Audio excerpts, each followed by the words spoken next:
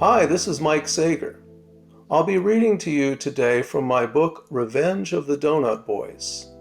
The story's called Is Something Burning?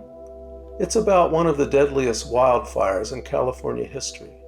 Amon Vogel woke to an eerie glow. The smoke was thick. His clock said 4:30 a.m. 58 years old, Amon had lived an eventful life by anyone's standards. He'd hit a Grand Slam home run to lead his team to the finals in the '57 Little League World Series in Williamsport, Pennsylvania. He'd shared an apartment in San Francisco with the Pointer Sisters. He'd lived off the grid as an IRS fugitive and subsistence farmer with a woman he'd started dating after accidentally shooting her in the leg with a .357 Magnum. She eventually left him, the only woman who ever broke his heart. Of late, he was earning his living as a contract dentist.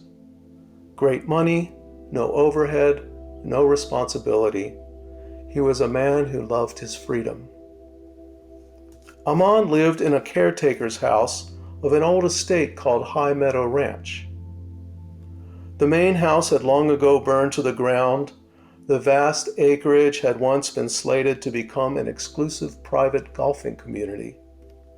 His ramshackle little place was set in a meadow beside a grove of towering oaks. It was thought by all who visited to be a tiny slice of heaven. Sharing his bed with him that night were his cat and two of his dogs. Two more of his dogs were curled up on the floor. Callahan the cat had been with him for more than 18 years. The dogs were all orphans, abandoned in the canyon by families who didn't want them anymore. Now he sat up, swung his feet over the side of the bed. He walked 5 steps to the door that led outside. He turned the handle. The door imploded. Amon flew through the air, slammed against the opposite wall 10 feet distant. He slid down to the floor. He felt a stabbing pain in his side, a cracked rib. He lay there a moment, dazed, thinking that he needed to get up and close the door, when all of a sudden, all the windows in the house exploded inward. The sound was deafening. Tiny shards of glass flew everywhere.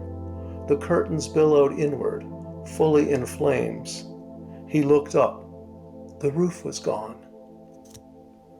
Out the door, he could see a huge funnel of fire headed toward the house, toward him. It looked like something alive, like a monster from a comic book. The meadow behind the house, the grove of ancient oaks, all of them more than 100 feet tall, everything was on fire. Every single leaf was burning. Every single blade of grass, every shrub, every flower, everything. It reminded him of one of those nuclear explosions you see on television when the bomb goes off and all the trees bend way over and then flip back up as if blown by gale force winds. Only it was fire this time instead of wind. With some effort, he rose and walked back into the bedroom. His knees felt funny. He was bleeding from a dozen tiny cuts made by the glass. His rib hurt.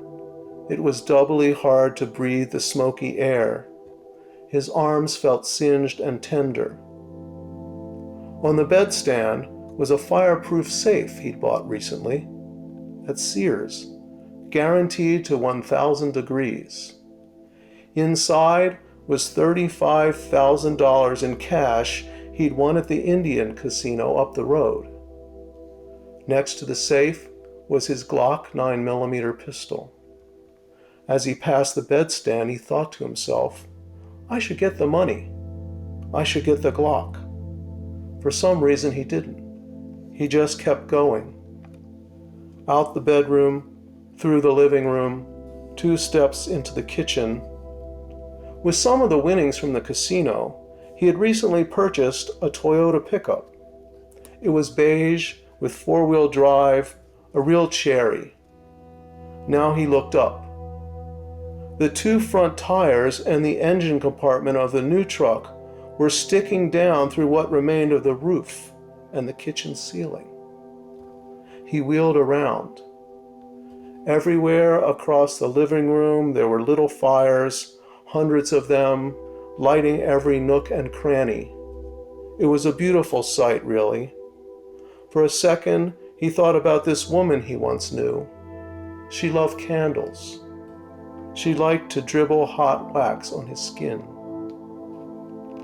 It was getting hotter and hotter in the house. He figured it to be about 500 or 600 degrees. He stood there, paralyzed. The smoke was thick. The fire was all around him, blocking every exit. There was nowhere for him to go. I'm going to burn to death, he thought. This is how it's going to be. I'm going to die burning. An odd feeling of calm came over him. Well, shit. I don't have a wife. I got no kids. I've had a good life. I've done a lot of things. I'll be okay. I hope it doesn't hurt too bad. And then he thought about some of the stuff he learned in pre-med. In his mind, he saw a picture of a hospital burn ward. And then he thought about the Glock. It was loaded, one in the chamber, like always. It was on the bedside table next to the money.